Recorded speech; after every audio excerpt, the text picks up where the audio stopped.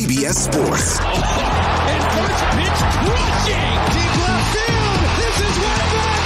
Walk them off. Got a fantasy question? Email fantasybaseball@cbsi.com. Get ready to win your league. Where fantasy becomes reality. Now here's Frank, Scott, and Chris.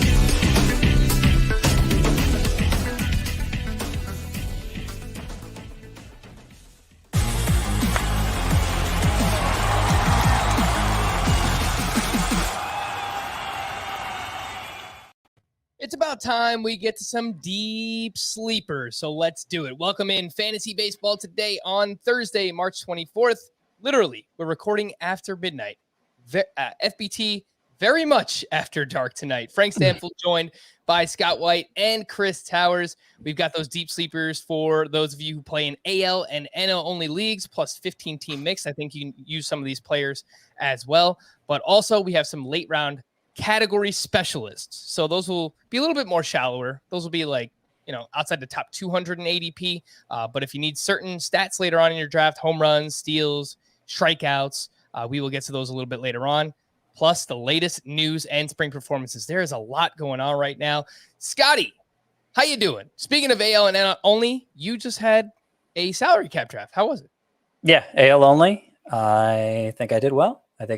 It's, we talk about doing studs and duds in those, loading up on high-end players and filling out your rosters. If you know what you're doing, if you know the right players to target for just $2 or $3, you can take a stab at those to start out and feel confident you can backfill off the waiver wire if you need to. But very different when you're doing AL or NL only, because the waiver wire is virtually non-existent. What you get in the draft / auction is what you have, apart from trades, I guess.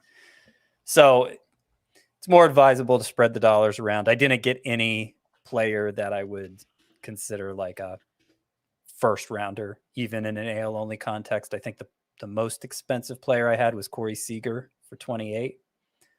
George Springer for 26 was right there. Jose Altuve, I think I spent 25 on him. Kevin Gausman, 25, Justin Verlander, 23. Just spread the dollars a little more than I would in a mixed league. And I found that's the better way to attack those really, really deep formats.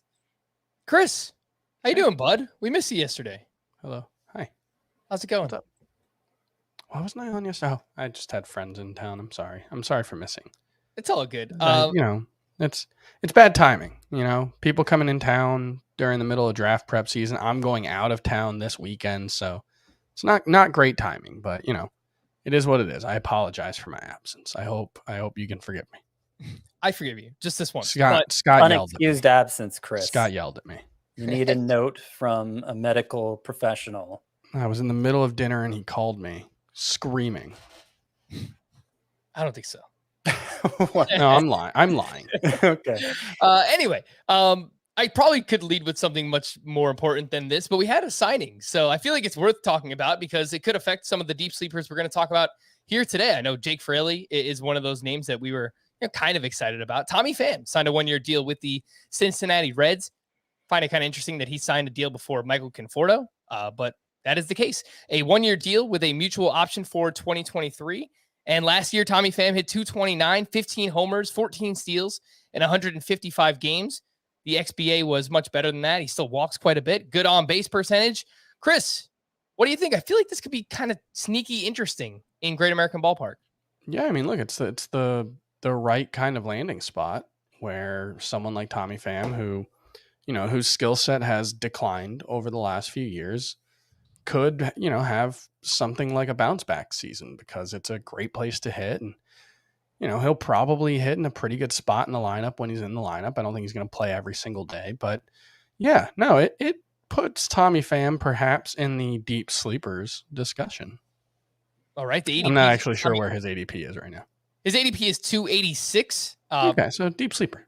Yeah, I mean, he's close. He's close to being a deep sleeper. I think most of the names we're going to talk about today are outside the top 300 in ADP, but that's close enough. Scott, what do you think about the signing Tommy Pham to the Reds? And, who might it affect? I guess Jake Fraley, maybe Nick Senzel. What do you think? Yeah, I was a little more disappointed about what it means for Jake Fraley because I was starting to get excited about him as a sleeper, a deep sleeper in that park. And I think he'd be more likely to remain an overlooked deep sleeper than Pham will. I expect Pham's ADP is going to move into the top 250, maybe even the top 200 with this news. And I'd pretty much written off Pham, but he still hit the ball really hard last year. 77th percentile average exit velocity, 84th percentile hard hit rate. Still 69th percentile sprint speed, pretty fast. Puts the ball on the ground too much, but still draws a lot of walks. And so, if moving to a much smaller park than San Diego can, when the rare occasion he does hit a fly ball can help it get over the fence, then yeah. And I might need to move him up quite a bit in my rankings based on this news. All right, a sneaky potential, fourth or fifth outfielder for those who play in Roto leagues. If everything goes right, if he could stay healthy, I don't think it's crazy that we could see a 2020 season out of Tommy Pham. Before we get into the deep sleepers, our buddy Baseball Pods, we had him on about a month ago doing some mock drafts with him. He's got the 2022 Fantasy Baseball Podcast bracket up and running, and we've made it to the finals against we got over the hump. Champions. We did it. We're going up against the defending champs, Rates and Barrels. Great work there from Derek Van Riper and Eno Saris over at The Athletic. Thank you to everybody who has voted for us thus far, but we need a little bit more help to get to the finish line. So make sure to follow at Baseball Pods on Twitter and vote for FBT so we can take home the gold. I believe that voting process will actually be on Thursday. By the time you're listening to this Thursday morning, it'll be out. A little unfair. Why is that? Because Eno Saris is like the smartest fantasy baseball guy in the world. And Derek Van Riper's super smart and also has that like great podcasting. And it's just like, how can we compete with that? Little old us. Unfair. I mean, especially me as a host, I listen to Derek Van Riper. The guy has like voice of an angel. You're right, Chris. I mean, that guy was meant to host a podcast.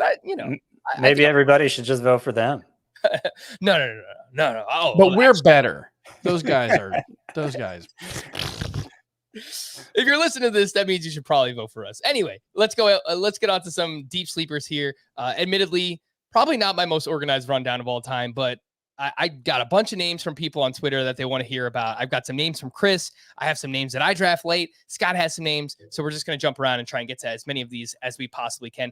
Let's start off with 2 Toronto Blue Jays. And again, this first group are names that I received from Twitter. Alejandro Kirk currently has an ADP of 310.8, and he has played in 3 spring games. He was the DH in 2 of those.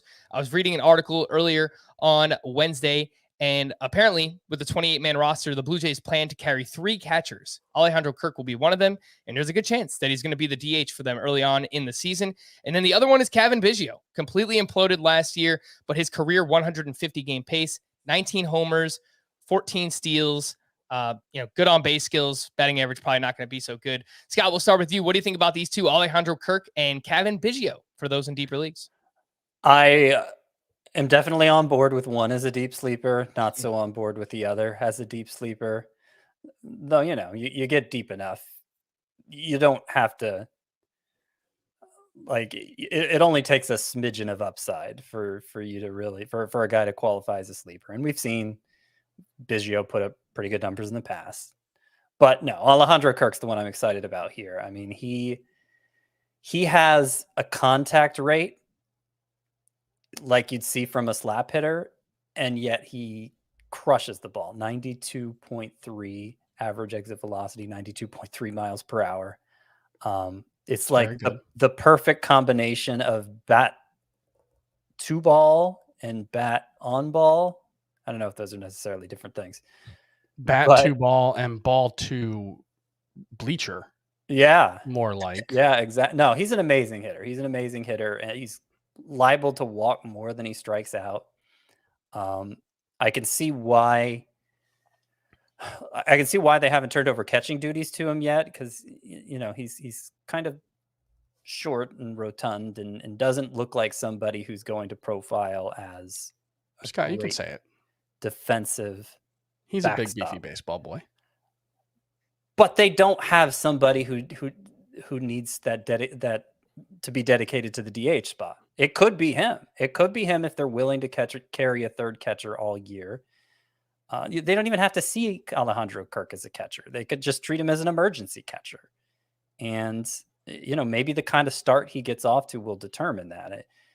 Otherwise, it's Randall Grichuk in the lineup, and I don't know that we need to see any more from him or that the Blue Jays would miss his bat in the lineup. So, yeah, I love drafting Kirk as my second catcher very late. All right, Chris, do you have any hope that Kevin Biggio can get back on track? I know this time a year ago, we all had him as a bust. I think he was going as like a top 60 or top 70 pick, but does provide some power and some speed, currently projected to be the strong side of a platoon at second base for the Blue Jays. The power is the problem.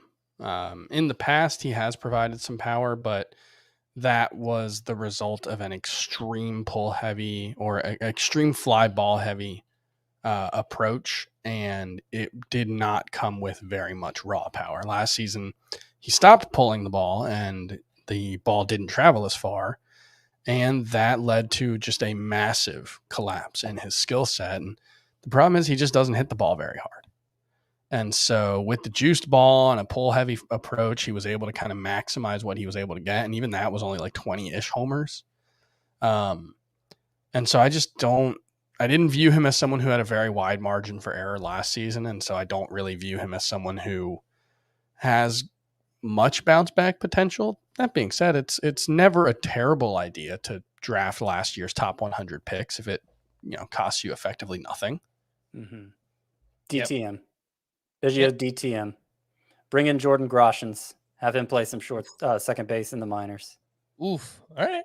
We'll see, but we do like Alejandro Kirk here. Let's move over to the Oakland A's. I got two names here as well. AJ Puck, an ADP of 524. There was an article on The Athletic, I think a couple of weeks ago, maybe a month ago, that said he could work his way into save opportunities there. The guy has a big fastball, big slider as well, but has only thrown 24 2/3 innings in his major league career. And then Seth Brown looks like he's in line for some playing time now that the team traded away Matt Olson, 20 home runs over 111 games last season. He also has 2 30-homer seasons in the minors. So, Chris, we'll start with you this time. What do you think about Seth Brown for some power and AJ Puck in that bullpen? I think Seth Brown's more of an AL only player because, we're talking about deep sleepers. So obviously, you don't want to knock any guy too much. But Brown, I just don't think he's going to be able to hit lefties. And I don't know if he's going to get the opportunity to. So he could put up decent rate stats, but it's hard to see him being someone who's super valuable in mixed formats. Puck, on the other hand, if he's healthy and he does emerge as a late inning reliever for the Athletics, I think there's a lot of reasons to be excited about him because we're talking about one of the top prospects in baseball just a few years ago who's dealt with, primarily shoulder injuries over the past couple of years. Did he have Tommy John as well, or was it just shoulder? I think it was just shoulder, but I'll look it up. Either way, obviously concerning, and his chances of becoming an impact starting pitcher seem pretty limited at this point, but 50 high leverage innings, he could absolutely do that and be a very good reliever. So I'm excited to see him potentially get that role. AJ Puck had Tommy John surgery in April of 2018. So okay, I think he came back from Tommy John surgery, had a shoulder injury during spring of the first season he was back, and that was the issue. All right, Scott, Seth Brown, big power here, lots of strikeouts, lots of fly balls, but with playing time, I think especially in AL only, we could get 25 plus homers out of him. Yeah, no, I hear what Chris is saying, where I don't see myself targeting him late in like a 15-team mixed league. But he is somebody I put an asterisk next to going into this AL only Roto draft that I took part in. Because, 20 homers and 281 at-bats last year. That pretty much sums it up. If you're talking about a $2 or $3 player in an AL only league, you can't do much better than that. He ended up going for 3. I bid 2 on him, but I got outbid. All right, let's I'm going to give you guys each one player, and then we'll keep rotating back and forth. I've got an email of the day. There's a lot of names to get to. Scott, you'll get Matt Manning here. He had a bad rookie season, 5.80 ERA, 1.51 whip. There really was not much under the hood, 6.8% swinging strike rate. He was a top prospect. His velocity was up in his first spring start the other day. Any hope for Matt Manning in deep leagues? Yeah, everything looked terrible. He wasn't, and it started in the minors, by the way. I traded him in the Scott White Dynasty League, the 2014 points league, before he even got called up, because I was like, I don't know what's going on with this guy, but he doesn't seem to have it anymore. And that's interesting, because there were not an insignificant number of prospect people who thought he was the most talented of that trio. But going into last year, Casey Mize and Tarek Skubal. Yeah, but going into last year, but he was very consistent prior to last year. But yeah, he just fell apart. And I think he's only made one start, but his velocity was up from last year in that first spring start. About 1.5 miles per hour. Yeah. So it could be enough. Sometimes all it takes is that much velocity to change the complexion of a pitcher. But, the spin rates weren't very good. There have been control issues in the past. I don't have a lot of hope for Matt Manning at this point in time. I don't know if there's just something organizationally with the Tigers, or but all three of those guys, Skubal, Mize, and Manning, they all look pretty underwhelming right now, this was, arguably the best trio of pitching prospects any organization had a year ago. And it seems like every single one of them has taken a severe hit to their prospect standing. Mm-hmm. Manning in particular, I remember in the shortened 2020 season, he was working out in their, whatever they were calling it, alternate site. And I know he was dealing with an arm injury, and really since then, he hasn't really looked the same. So maybe there's something kind of there underlying. But yeah, the velo up so far, something to watch for Matt Manning. Brandon Marsh. Chris, you get Brandon Marsh, ADP 361.6, has some prospect pedigree himself. Last season in 70 games with the Angels, hit 254, 2 homers, 6 steals, lots of strikeouts, but also lots of line drives. What do you think about Brandon Marsh? This is a type of prospect that I tend to struggle with, and it's Brian Hayes would be another example last year. Christian Pache for the Braves, the guy who has this high prospect pedigree, and then you look at the numbers, and it's like, that doesn't really match up. It's not that Brandon Marsh's numbers were bad in the minors, 288 average, 811 OPS over 295 games. It's just like, it doesn't look like anything special. And, obviously there's projection involved in that. He's going to take this step forward. He's got the skill set. He just needs to figure it out. And we've seen examples of that in the majors. I mean, we've seen flashes of the skill set, but yeah, I struggle to get excited about a guy who has 10 home runs in 120 games between AA and AAA. There's some speed there, which is I think the primary draw if he gets an opportunity, but not someone that's on my radar too much. I might have him in one 15-team league. I know I definitely had him queued up in TGFBI. I can't remember if I actually pulled the trigger on him, but that's the kind of format where that's the only kind of format I would be interested in, I think. Yeah, not one of my top not one of my priority deep sleepers either is Brandon Marsh. He looks like a launch ankle case where if he learned to elevate the ball a little better, he impacts it hard enough that he could turn into something. And he's, I don't know how many bases he's going to steal, but he's very fast. So you definitely could see a high ceiling for Brandon Marsh, but he just hasn't demonstrated it. And even in the majors last year, 2 home runs and 236 at bats, and he struck out 35% of the time. Yeah. So it's you're drafting him late in the hope it all comes together suddenly, but it seems like a low probability hope to me. Yeah. I mean, the one thing he does have going for him is kind of like Christian Pache. He's really good defensively. And so if he's competent to start the season as a hitter, he should get the opportunity. But I don't know if that's enough. All right, Scott, talk to me about Jake Fraley. We mentioned his name a little bit earlier on. I guess even with Tommy Pham signing with the Reds, Jake Fraley came over in the Jesse Winker trade, by the way. He played for the Mariners last year, 78 games, only hit 210, but he had 9 homers and 10 steals. So he does have a bit of a power speed combination. Even with Pham coming in, they could go Pham, Senzel, Fraley in the outfield, and then play Tyler Naquin at DH. So I think there's a chance he still could play. What do you think about Jake Fraley?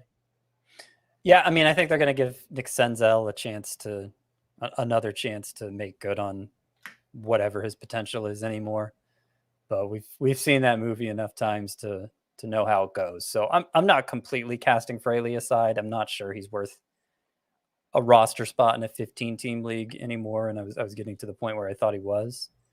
But definitely somebody to monitor because, you mentioned he hit 210. Well, he reached base at a 352 clip. Mm-hmm. So, like, even as somebody who hit 210, he was valuable enough for the Mariners to play. And there's the power speed combo there. The hope is moving from Seattle to Cincinnati, he would get a boost of home runs that also translates to a boost in batting average and continue to run like he did last year and continue to get on base like he did last year. And you may have something there. The opportunity isn't as clear anymore. Reds outfield has a lot of deep sleepers worth considering because I would throw in Aristides Aquino. The Punisher. And, Nick Senzel as a deep sleeper. Like there's, potential for 15-15. And Tyler Naquin is more of an NL only guy, but he should crush righties and, get the opportunity to play pretty regularly as a result of that. So, they'll be bad, but there's some interesting late round fantasy guys.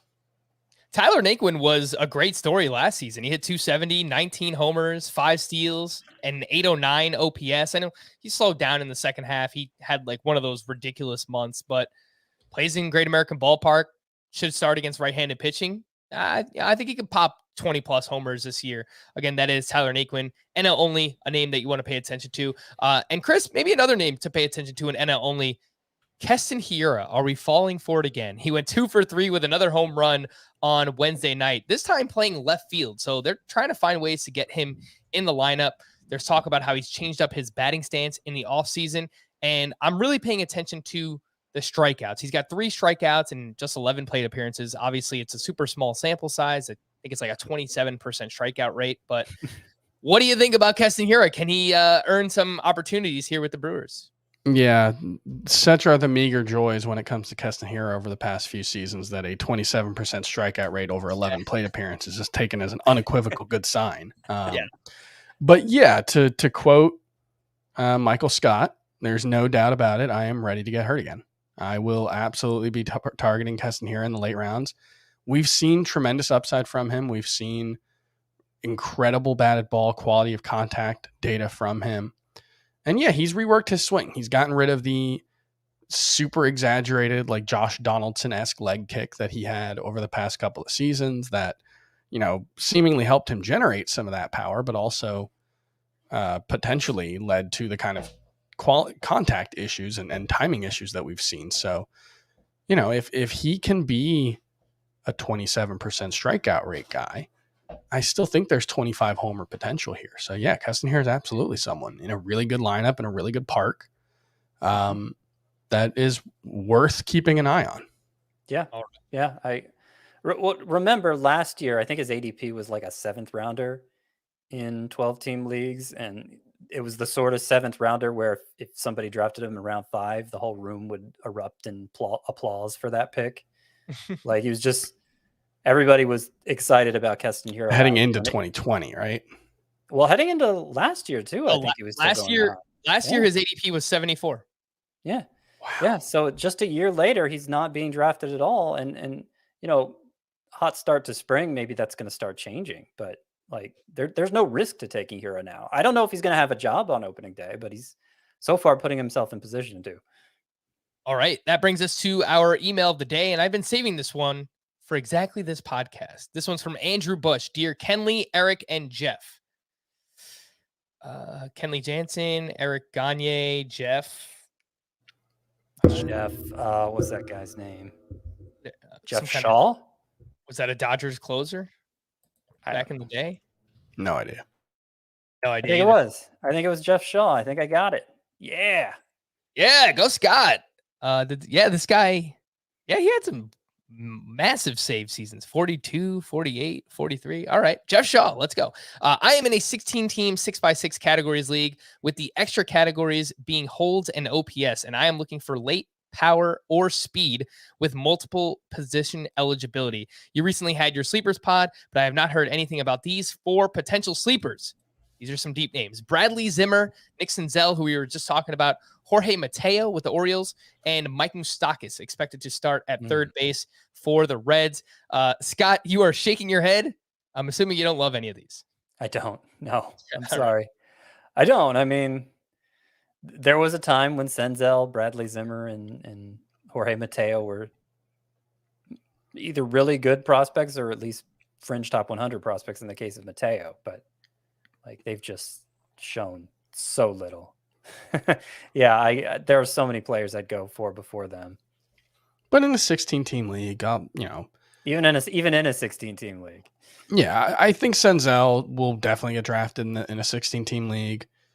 Zimmer and Mateo are probably pretty fringy even there. I'm not sure they would get drafted in most TGFBI leagues if I'm remembering correctly, but I'm not totally disinterested in them.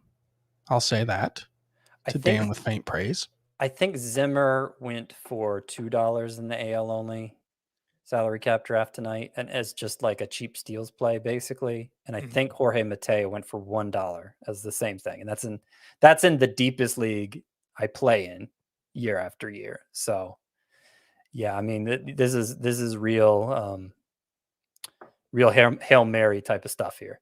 Yeah, Zimmer had 15 steals over 99 games last year. Lots of strikeouts, lots of ground balls, but he does run when he's on base, and Cleveland usually lets their guys go. And he plays for Cleveland, so he should have plate appearances.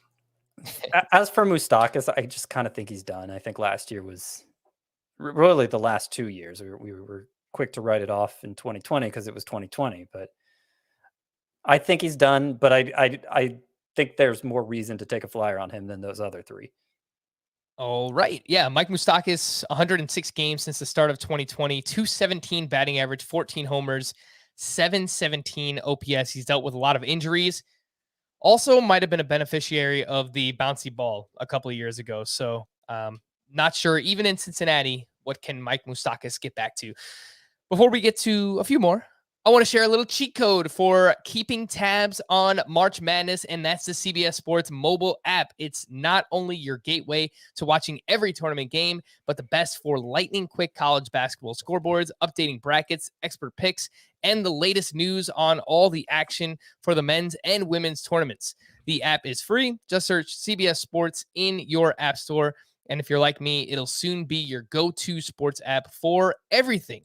Also, I made a little mistake yesterday. I apologize. I said our head-to-head points podcast listener league will be this Monday, March 28th. We're still having it. Don't worry about that. However, I forgot that I have a 15-team salary cap draft that same night. So what we're going to do is we're going to do the podcast league draft the next 2 nights later, Wednesday, March 30th at 9 p.m. Eastern time. Our second listener league, the For the People League, will be the following Tuesday, April 5th at 8 p.m. Eastern time. So remember, send us something creative, a song, Photoshop a picture of us, make a poem, create a t-shirt design. We're actually looking for one of those. So if you make a good one, we might actually make it a shirt. And email your submission to fantasybaseball@cbsi.com and put FBT Listener League in the subject line. And please let us know which draft you'd rather be in. So we have to make sure that you're actually available and you could be in the draft. Again, those dates are next Wednesday, March 30th at 9 p.m. Eastern time and Tuesday, April 5th at 8 p.m. Eastern time. All right, let's get to a few more deep names. Chris, you sent me a bunch. I don't know how many are here. There's got to be like 12 or 15 names. So however many you can rattle off in like the next 2 minutes, go for it. First, I want to add that if anybody wants to get a spot in the podcast league, if you want to make a Photoshop of Frank, Scott, and I with the Muppets and some kind of Kokomo theme, that would get you in. That would be my pick. So just putting that out there. It's just a thought I just had. Special request. I have strong memories of the Muppets version of Kokomo as a kid. And so that's where my mind went. So it's a free idea for anyone who wants to take that on. All right, some deep sleepers. We've talked about one of them, Keston Hiura. I'll also throw out Bobby Bradley, who's got big time power and could have a pretty decent role with the Cleveland Guardians. Cesar Hernandez seems like he might be the leadoff hitter for the Washington Nationals, which, whatever.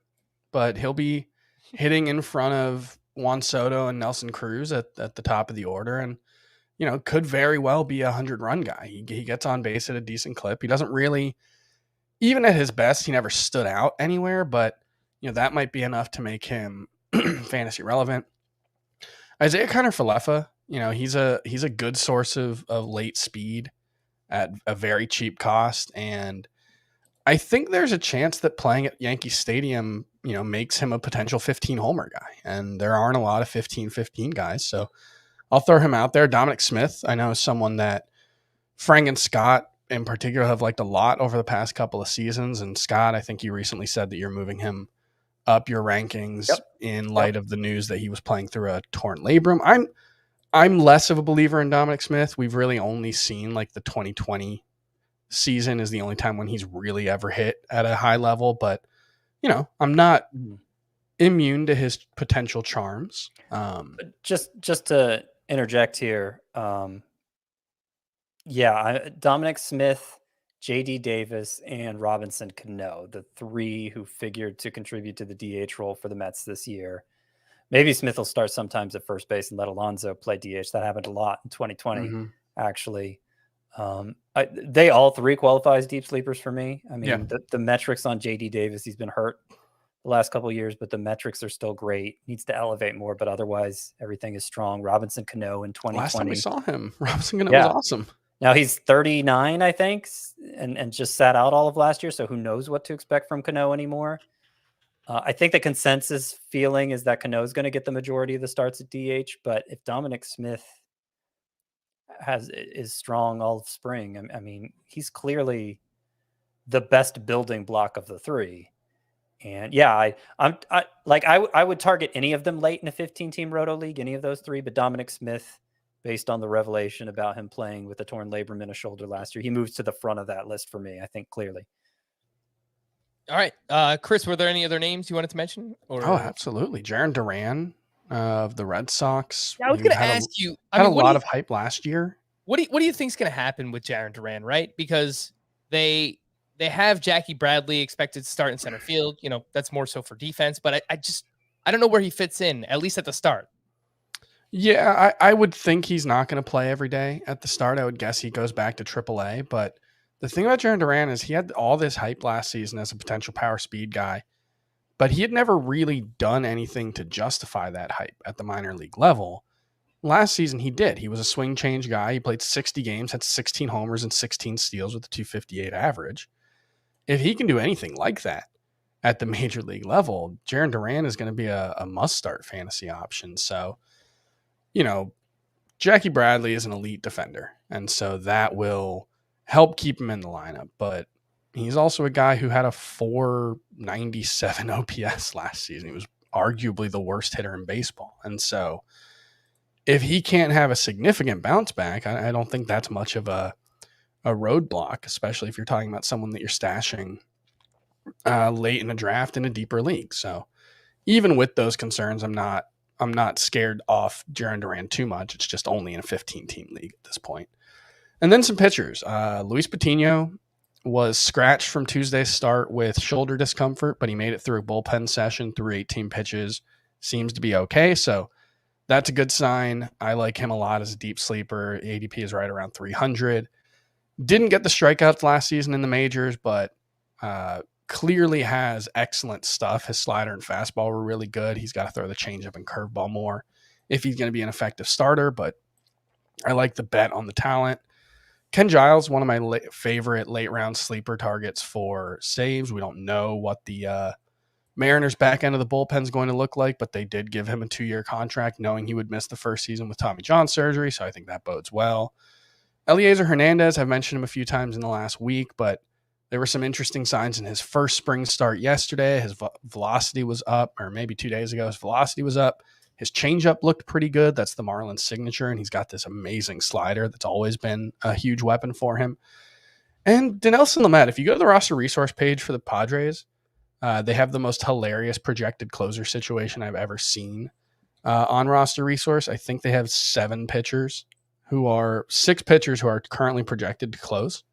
Obviously, that's not going to be the case, but Dinelson Lamet is one of them. And his profile has always seemed like it would work really well in small spurts out of the bullpen. He throws really hard. He's got this amazing wipeout slider. So if he gets a chance to close, I think Dinelson Lamet could be a legitimate difference-making closer. So we'll see. Obviously, concerns about whether he can stay healthy in addition to all that, but that's one that I'm keeping a really close eye on in spring. I would love to see Dinelson Lamet close for the Padres. I think it makes a lot of sense, Scott. I know recently you read that Robert Suarez could be the leader for closing opportunities in the Padres bullpen. So a few names to pay attention to there. I still think that they should probably trade for someone like Craig Kimbrell, but that's just me. We'll see what they do.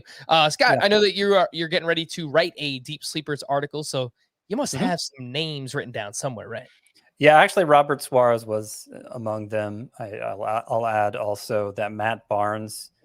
We had no idea what the Red Sox were going to do, but now that everything seems to be pretty set across the league, I think Matt Barnes is going to get another shot at that for them, and was awesome in the first half last year, so he deserves another look.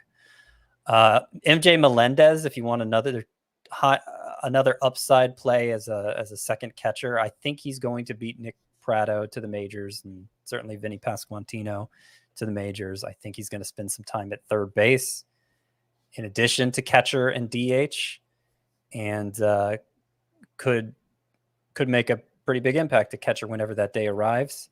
He Seth was Beer, one of 3 Royals who ranked in the top 4 in the minors in home runs last season at all levels, in addition to Salvador Perez leading the majors in home runs. So that's Melendez led the minors in home runs. 2 Royals catchers led the majors and minors in home runs. Yeah, and then there was Bobby Witt and Nick Pratto were top 4, I believe. So yeah, that was fun. Seth Beer, I think everybody's overlooking him now that the DH spot is here. Like, the Diamondbacks have no excuse not to play him. He's put up numbers throughout his minor league career and was off to a nice start last year before hurting his shoulder. So don't forget about him. So Kyle Farmer, I don't think has a ton of upside, but what I've noticed is late in those 15-team Roto drafts, if you need an extra shortstop, there's none to be found. Like, that is not a position where you can spot much upside late in drafts. And he hit well in the second half last year. He put up like a 25% line drive rate, which is elite. If he can keep doing that over a full season in Cincinnati, I think he'll be respectable. I think he'll be respectable enough to take as a backup shortstop in those deeper leagues. He's my starter in the Scott White Dynasty League. There you go. That 24-teamer. So the rebuild leadoff trio of Rafael Ortega, Connor Joe, and Lane Thomas fits into this deep sleeper category. I don't think Lane Thomas is going to bat leadoff anymore, but of those 3, he's the most likely to play every day, and probably the best base stealer of the 3. Gavin Sheets. Gavin Sheets might be the most overlooked hitter in all of fantasy this year. The metrics are good. In September last year, after spending some time in the minors, he slashed 282, 363, 535. As a left-handed hitter, he was getting more at-bats than Andrew Vaughn. And I don't know why that wouldn't continue heading into this year. I think Gavin Sheets, he's DH only, so that's annoying, but he'll pick up outfield soon enough and maybe even first base at some point. So I loved getting him for $3 in that AL only auction I did tonight. Can I throw out an annoying name? Sure. From that Rockies group that you mentioned that you didn't mention? Go ahead. Sounds like Raimel Tapia is going to play every day, or at least get an opportunity to play every day. And he's not good. The Rockies shouldn't play him every day. Yeah. But he hit 273 with 20 steals last season. He hit 321 with 8 steals in 2020 in only 51 games. So if you need late steals, Raimel Tapia. There you go. And I've heard that they're interested in playing him in center some, which to me sounds like good news for our guy. Forgetting his name now, Connor Joe. Bad news for Rockies pitchers. Yeah. And that's other players in the Rockies lineup. I don't care about Rockies pitchers anyway. Nestor Cortez might be the most overlooked pitcher in fantasy this year. And he doesn't have, the peripherals aren't great and the stuff isn't great, but he was so effective for the Yankees down the stretch last year. The numbers were great. And he's just kind of a weird pitcher weird. because he gives hitters so many different looks. You can understand why he'd outperform his peripherals.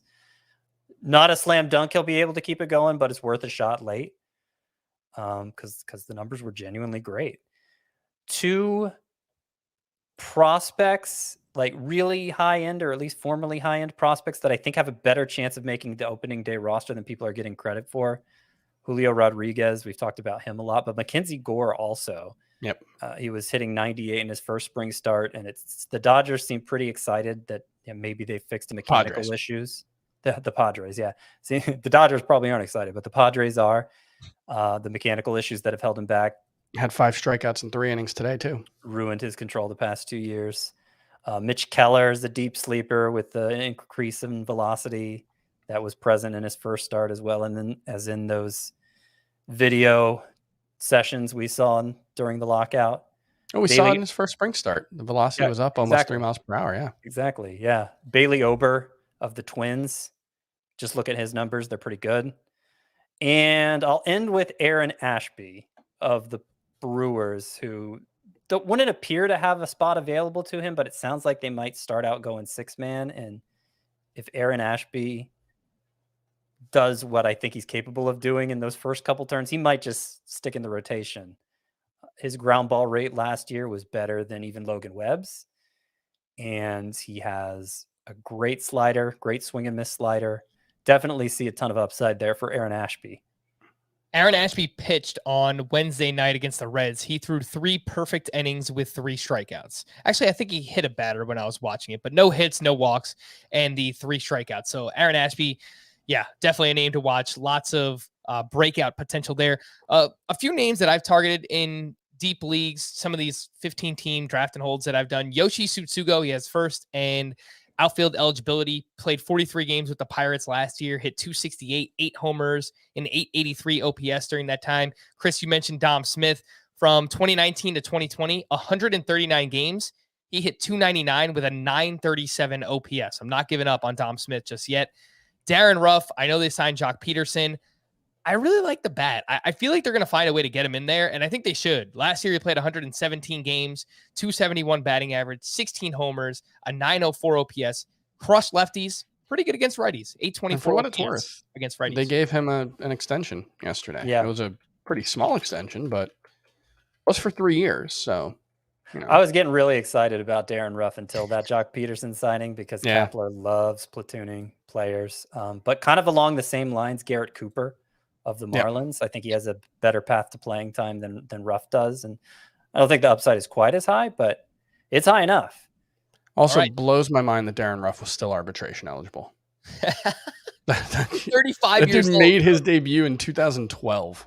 Yeah, he left. And he had 2 years of arbitration left. I think he went to the KBO and reinvented himself and then came back, and he was really good last year. A few other names, Aaron Hicks. I know I mentioned him the other day. Scott basically laughed at me, but if he starts the majority of the time for the Yankees in center field, 145 games from 2019 to 2021, 22 homers, 5 steals. So anytime.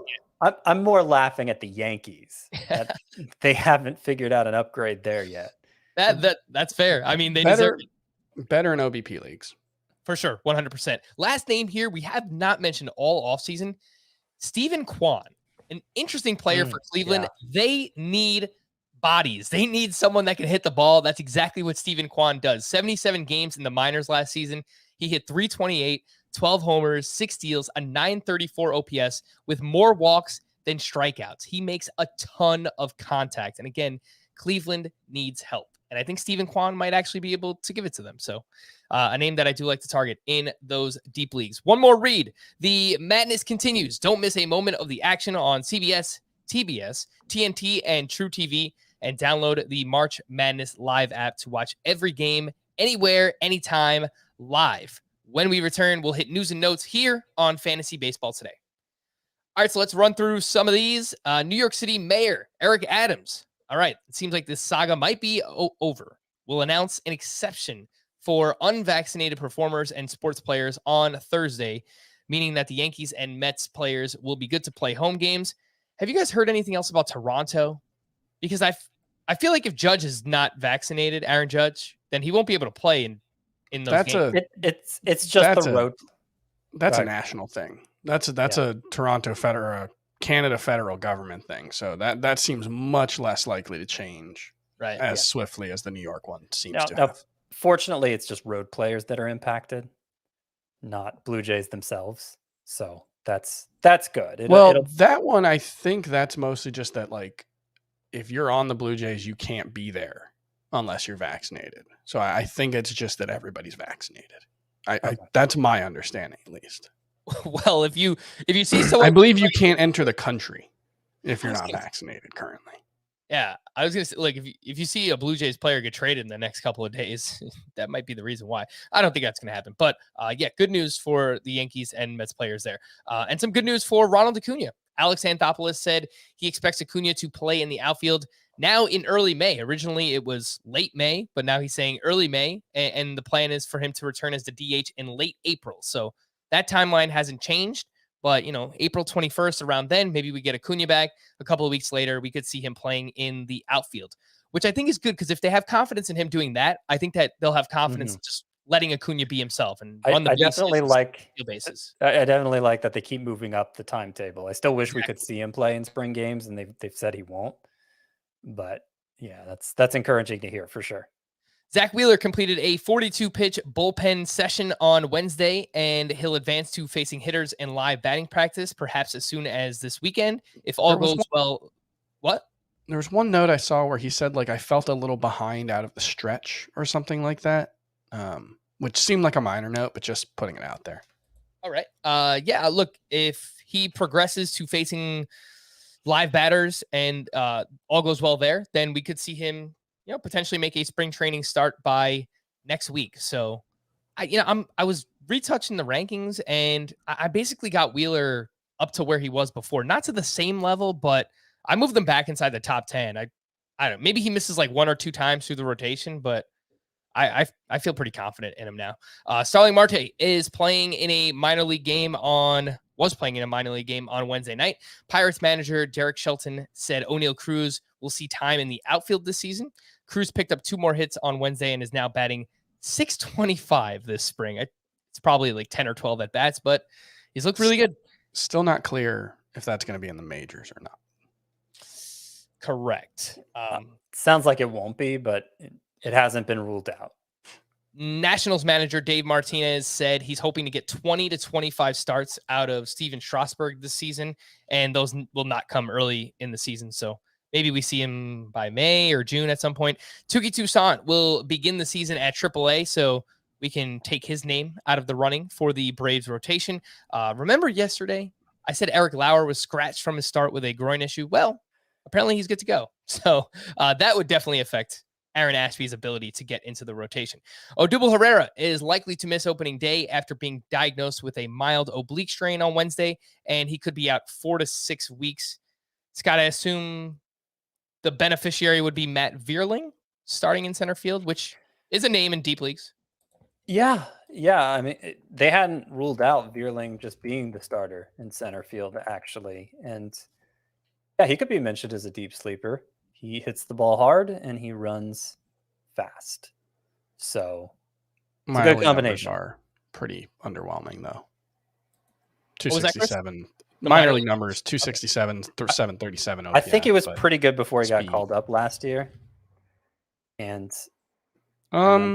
he was at AA. He was pretty bad at AAA. Okay.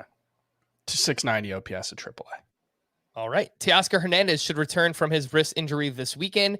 And Orioles' first-round pick in 2020, Heston Kirstead, this is more so for Dynasty. He was diagnosed with a high-grade strain of his left hamstring and will be sidelined for 8 to 12 weeks. Dealt with myocarditis during the COVID-shortened year, and it's just been a brutal start. The guy has not played a single game in the minors yet, so just rough all around. Spring training standouts, some things to mention here. Shane Bieber made his spring debut on Wednesday. He recorded 4 outs. He allowed 4 earned runs, which came on 2 home runs. One of those against Dodgers top prospect Miguel Vargas. And I saw this quote from Bieber. There was no velocity readings, unfortunately, for the game. Physically, I felt good, but I felt a little slow. He also said he was, quote, stuck in his delivery. Chris, does this matter for Shane Bieber? I mean, typically spring performance for veterans doesn't, but I feel like we have a closer eye on Shane Bieber. Yeah, it's not the performance that's going to matter for me. It's whether, like, I really hate that not all the parks have Statcast data available, because we really need to know what Shane Bieber's velocity looks like, because last time we saw him, it was down. There was nothing, Chris. I searched. There was no Statcast. There was no score bug. Not a single Cleveland Guardians beat writer tweeted anything about the velocity. I tried to find any article I could. Nothing about velocity whatsoever. So, like, okay, he gave up 2 home runs in what, 2 innings? That'll happen to Shane Bieber occasionally. I don't know if that's noteworthy, unless he was out there throwing 91, 92 miles an hour instead of 93, 94. In which case, yeah, I think it would be a concern. So we'll see. Hopefully we get some velocity readings. Hopefully we get some reports in the coming days about that. But yeah, it's definitely something to keep an eye on. And I'm pretty much out on Shane Bieber at his price at this point. I'm just not willing to take the risk. Mike Clevenger threw 3 scoreless innings in a minor league outing. He got up to 41 pitches and apparently was touching 95 miles per hour with his fastball. A mixed bag from a man, Shane O'Mac. Shane McClanahan, 2 innings, 4 hits, 2 earned runs on 2 home runs. He had 3 strikeouts. Both of the home runs came on his fastball, which is what Chris has been preaching to all of us. One of those was on a 3-0 pitch. So yeah, I kind of give him a break for that one. But Frank, let's not sweat the spring starts so much. It's not the context. It's not like, sometimes you'll give a home run on a 3-0 pitch, although, like, oh, he's got this amazing stuff. Oh, he can't be hit. And now he's giving up 3-0 fastballs. Come on. What's going on here? Bust. And the main thing, too, is like spring starts aren't meant to be competitive. They're just meant to get your work in. You're not going to attack hitters the same way you would during a regular season game. Generally, I mean, some pitchers might, but a lot of pitchers don't. So Max Scherzer definitely does. But he's never thrown a pitch without trying to get the person he's throwing against out. So, I don't know if Shane McClanahan has the same kind of insane person. The results themselves, though, are meaningless to me, unless there's, some kind of red flag. Yep. In conjunction with the results. Mm-hmm. All right. Well, I will quickly mention Sandy Alcantara. He looked good over 4 innings, but his fastball velo was down nearly 2 miles per hour. Does that matter, Scott? I don't know. Like if it stays down 2 miles an hour all season, it'll be a problem. But in this particular spring started being down, I don't know. It's not really impacting where I draft him. That's for sure. He's still got 8 whiffs on 57 pitches. So, that's a good sign. Justin Verlander made another start. He was sitting 94 to 95 with the fastball. So good news there. Last one I'll mention, Merrill Kelly. He had 8 strikeouts over 3 perfect innings. And I read an article that he was touching 94 and 95 miles per hour with his fastball, not averaging, but touching. Last year, he averaged right around 92 miles per hour with his fastball. Brent Strom is now the Diamondbacks pitching coach, and he was the pitching coach for the Astros from 2014 through 2021. So I think it's notable. Let's see what happens with Merrill Kelly. All right, some late round category specialists. Now that we have about 5 to 10 minutes left, I'll just rattle off a few names, and you guys tell me who stands out most for each category. Each of these are going past pick 200 in ADP. And the names that I have written down for batting average: Gene Segura, my man, Michael Brantley, Yuli Gurriel, Charlie Blackmon, and Nick Madrigal. Scott is shaking his head in disgust. This is not a category you want to fill late. I mean, if you have to, Yuli Gurriel, I think the runs and RBIs should be decent, but the home runs are going to be a letdown for a first baseman. And I think Blackmon's fine. Should be, anyway. You're not going to get a ton of home runs from him either, but I think runs and RBI will be okay.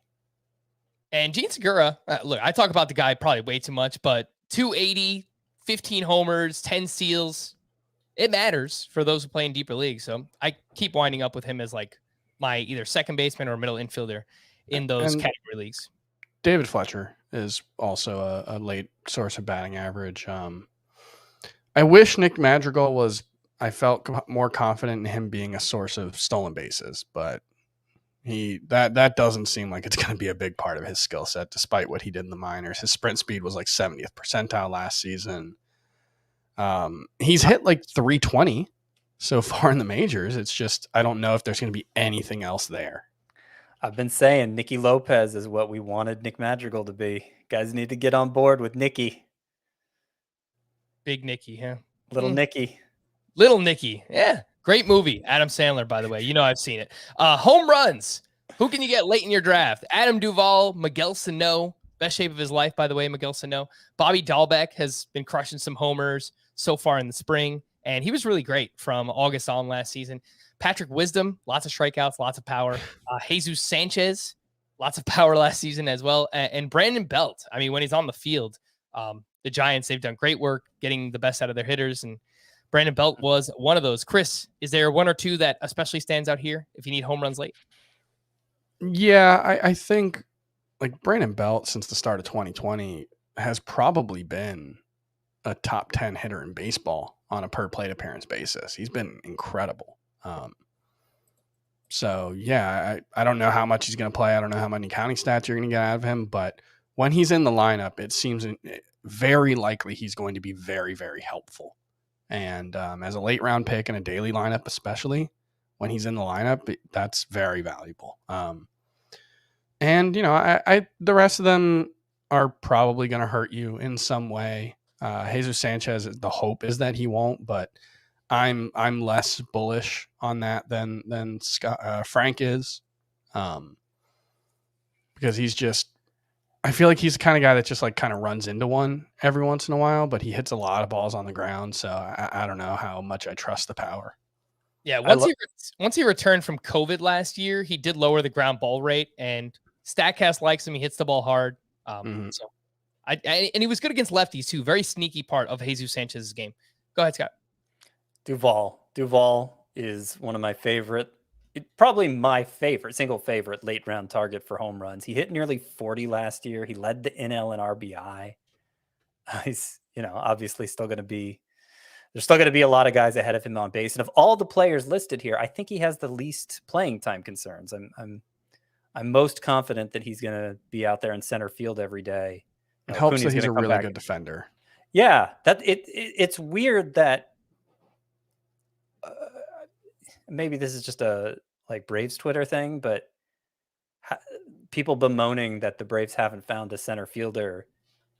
Like Duvall he was a 4-win player last season. Or he doesn't 3-win player last season. He doesn't look like he should be a good outfielder, but he is, and he's routinely been an incredibly valuable defensive player. Yeah, he's arguably more valuable as a defender than he is as a hitter, despite all the power, just because he's such a low OBP guy. But no, he's fine as your 7th best player, which is what he probably is for the Braves. Adam Duvall won a Gold Glove last year, so don't sleep. Yep. Don't sleep on the defense. Yeah, that's his 2nd, right? No, 1st. Yeah, 1st.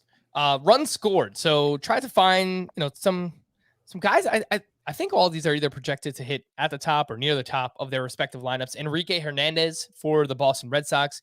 Gene Segura, once again, my man. JP Crawford. Roster Resource still has him at the top of that lineup. Mark Canha, maybe not near the top, but he does get on base quite a bit, and it's a pretty deep lineup for the Mets. Charlie Blackmon and or Connor Joe. Brendan Nimmo could lead off against right-handed pitching for the New York Mets. And someone that Chris mentioned earlier, Cesar Hernandez, could lead off for the Nationals. Scott, I feel like I usually get my runs earlier on. Look, if you're just drafting good hitters, they're going to score runs. Right. But if you do need them, these are some names late. Yeah, I mean, here's the secret. If you want runs, if you want RBI, don't target a part-time player. Yeah. Brandon Nimmo gets on base a lot, should bat high when he's in the lineup, but he's not going to be in the lineup enough to be like just go for a high upside bat who you think has a chance to play every day, and you're going to be better off. Mark Canha is the better bet among those Mets because he has a better chance of being an everyday player. Yep. All right. I mean, I know we haven't talked about Enrique Hernandez a lot, but I feel like he's pretty sneaky for runs. Yeah. I do wonder if at some point Jaren Duran's going to replace him and render Enrique Hernandez to the role he had with the Dodgers. But yeah, to start out the year, he should be their leadoff guy. All right, some RBI names. A lot of these are the same as home run standouts, but Trey Mancini, Jesus Aguilar had a ton of RBI last season. For a large majority of the season, he was leading the National League, which is just wild. Him and Adam Duvall were like leading the National League. I think through the point where Adam Duvall was traded, they were like number 1 and 3. I think so. Team that was like 14th in runs scored. Sounds about right. Jonathan Scope should hit in the middle of the Tigers lineup, maybe with some prospects involved as well. Frank Schwindel with the Cubs doesn't maybe not hit for as much power, but makes a lot of contact in the middle of his lineup. And then Nathaniel Lowe, what's dead may never die. I can't give in yet. And that Rangers lineup is improved. Nathaniel Lowe is going to be in the middle of it. So I'll just throw the name out there. If he learns to elevate, there's something there with Lowe, but it's a big if. And they brought in the hitting coach from the Giants who did that recently. They got Brandon Crawford to raise the ball more. Brandon Belt, they got a ton out of him. So Are we not including Luke Voigt as Luke a Voigt makes potential sense. late round guy? Because home runs, RBI, runs, potentially batting average. There's no reason he just shouldn't be a late round guy. Still be, yeah, exactly. But that's if you confine ADP to just the stretch since he was traded to the Padres on NFBC, he's still going outside the top 200, right, Frank? I think it crazy. Was 226 when I checked. So he was traded Friday, and it was like since Saturday, his ADP is still 226. He should be going 100 picks earlier than that. Yeah. I think I have him 129th in my overall rankings. A guy we didn't mention in batting average, Jeff McNeil, is a late round pick now. That dude was considered one of the safest bets for batting average literally a year ago. Yeah. He was kind of like a, I don't know, poor man's DJ LeMahieu, something like that. And now expected to start more often than not at second base for the Mets. Steals, little Nicky Lopez, Miles Straw, Andres Jimenez. I had to do it. Raimel Tapia, Jonathan VR, likely to be a utility man for the Toronto Blue Jays, right? That's who he signed with. I got that right? Jonathan VR? No, he's with the Cubs, isn't he? Cubs. Yep. I knew it was a blue team, right? I know the Blue Jays offered him a contract, but he didn't accept it. Isaiah Kiner-Falefa could give you 15 to 20 steals. Vidal Brujan's an interesting name. I don't know if he's going to play enough, but I meant to mention him as one of the deep sleepers because I think he'll be on the opening day roster. If he's not, he won't be down long. And they've been playing him some at third this spring, I think short as well. So they're trying to turn him into a super utility player, and he has 80 grade speed. So that alone is reason enough to draft him in Roto leagues. Garrett Hampson is not a good player, but when he gets on base, he does run. Rafael Ortega, someone Scott mentioned, he can give you steals and could lead off against right-handed pitching. Harrison Bader, he's got tools. He's going to be in the lineup because his defense is so great for the Cardinals. So could run into 15 steals there. Then two very, very deep names for steals. Victor Robles, if he's in the lineup, not entirely sure there. And Tyler Wade, he's part of like a 3 or 4 person position battle for shortstop for the Angels. But he's very fast. I don't think he's a good player, but he's fast. Let's move over to pitching. These are tough because it's like, who's going to be an ERA contributor later on in your draft, right? Like those are just basically pitching sleepers, right? Like whoever you like is a pitching sleeper. Right. Yeah. I don't really. Yeah. I feel like you just target whatever pitcher you think is going to be the best, and he'll be basically the best across the board. Some guys, of course, aren't capable of the strikeouts that others are. Some aren't with the sort of teams that are going to help you in wins as much as others. Although that, wins are a little bit random. Obviously, supporting cast helps. Pitching deep into games helps. But you can't necessarily rule out like Kyle Hendricks, for instance, being a pretty good source of wins this year. For sure. Yeah. For ERA, I did have the Giants guys. I just feel like it's such a great venue, and they've done a really good job. So DeSclafani, Alex Wood, Alex Cobb, obviously all 3 sleepers that we like. Steven Matz, I feel like he's someone that could stand out and outperform his peripheral numbers just because, again, the Cardinals defense is so good, and he'll have all these great matchups against the Cubs and the Pirates. So Steven Matz, I think, is an interesting name. For WHIP, these are guys that typically have very low walk rates. Joe Ryan, John Means, Jose Urquidy, Kyle Hendricks, Zach Greinke, and Bailey Ober. So a lot of names we've already mentioned multiple times, but Aaron Also, Savale too. Yeah. Zach Plesac, did you mention him? No, I did not mention him. And you know what? And It's worth Carlos mentioning those Carrasco guys. is a late round pick still. Yeah, Carlos Carrasco is just late round for Yeah, anything. you just put him for all these.